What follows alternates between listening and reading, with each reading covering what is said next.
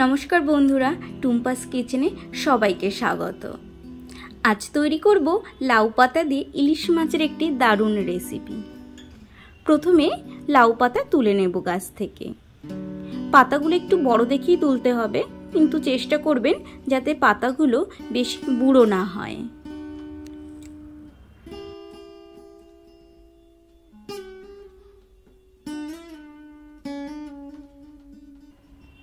एखाने इलिश माछ आछे आमार 8 पिस, किन्तु पाता नियेछि 10 पिस, अर्थात दुटी पाता बेशी नियेछि। पाता थेके शिराटा आस्ते करे तुले नेब। खेयाल राखते हबे जाते छिड़े ना जाय, खूब साबधाने करते हबे। पाता थेके एई शिरार आशटा फेलार जोन्नो पाताटा अनेक सफ्ट हबे, तखन आमादेर माछटा मोड़ाते अनेक सुविधा हबे। নিয়ে নিচ্ছি একটি বাটি, তার মধ্যে দিয়ে দিলাম 3 চামচ গোটা জিরে। এখানে জিরের পরিমাণটা একটু বেশি দিতে হবে, যেহেতু বিশেষ কোনো মশলা পড়বে না। 5-6টি কাঁচা লঙ্কা আর 2টি পাতা ছিঁড়ে নিয়েছি। এটাকে খুব ভালোভাবে পেস্ট করে আনব।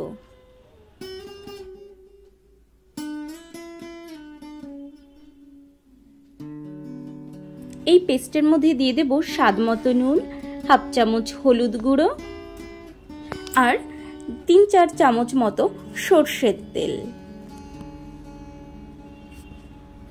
এটিকে খুব ভালোভাবে মিশিয়ে নিতে হবে। এই রান্নাটিতে বিশেষ কোনো মশলা থাকে না, কিন্তু খেতে অসাধারণ হয়।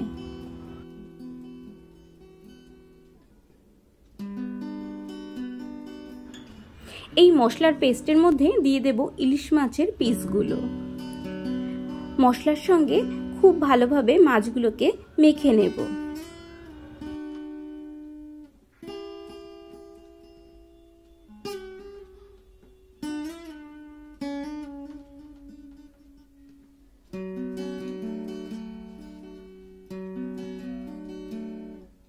মশলার সঙ্গে মাছগুলোকে খুব ভালোভাবে মিশিয়ে 15 মিনিট মতো রেখে দেব। পাতাগুলোকে ধুয়ে জল ঝরিয়ে রেখেছিলাম। এখন একটি একটি করে পাতা নেব আর তার মধ্যে দিয়ে দেব 1 পিস মাছ আর 1 চামচ করে মশলা।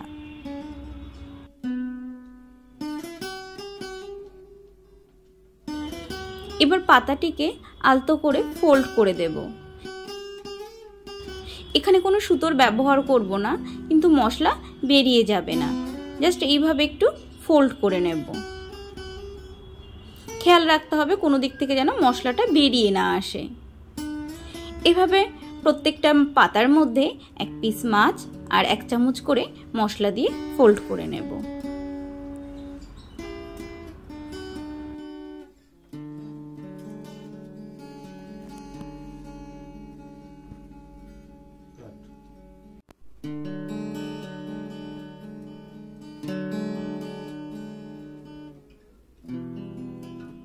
সব মাছগুলো আমরা পাতার ভাঁজে আটকে দিয়েছি। এখন এগুলো ভাজার পালা। ওভেনে একটি কড়াই বসিয়ে দিয়েছি। কড়াই গরম হয়ে গেছে। দিয়ে দেব সরষের তেল। এখানে আমি 2 চামচ সরষের তেল দিলাম।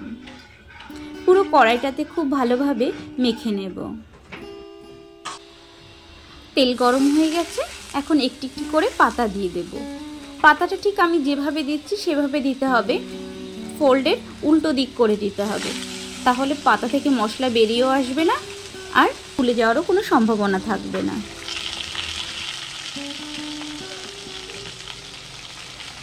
গ্যাসের ফ্লেমটা লো করে 10 মিনিটের জন্য একটি ঢাকনা দিয়ে ঢেকে দেব।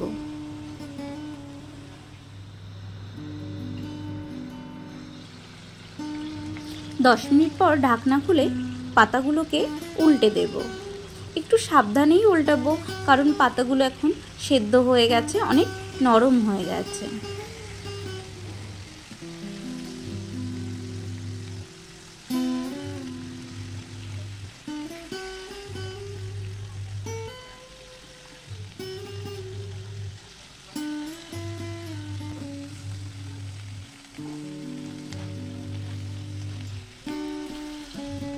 আবার 5 মিনিটের জন্য ঢেকে দেব। 5 মিনিট পর ঢাকনা খুলে পাতাগুলোকে আবারও উল্টে দেব।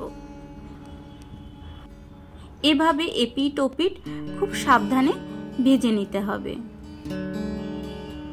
যেহেতু মাছগুলো আমরা কাঁচা দিয়েছিলাম, তার জন্য একটু ধীরে ধীরেই ভাজবো যাতে মাছগুলো সেদ্ধ হয়ে যায়। কিন্তু পাতাগুলোকে পোড়ানো যাবে না কোনোভাবে, কারণ পাতাগুলো ভাতের সঙ্গে মেখে খাবো। মাছগুলোকে আর ঢেকে দেব না, এভাবে আরো 2 মিনিট ভেজে নেব। মাছগুলো আমাদের ভাজা হয়ে গেছে, এবার একটি পাত্রে এগুলোকে তুলে নেব।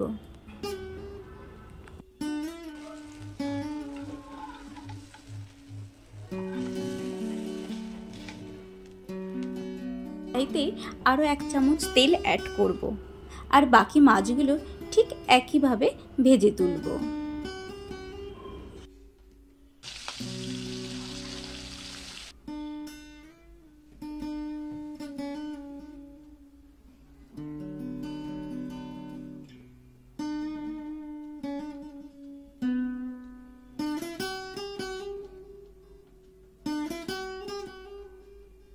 লাউ পাতায় ইলিশ মাছের পাতুরি একদম রেডি খাওয়ার জন্য।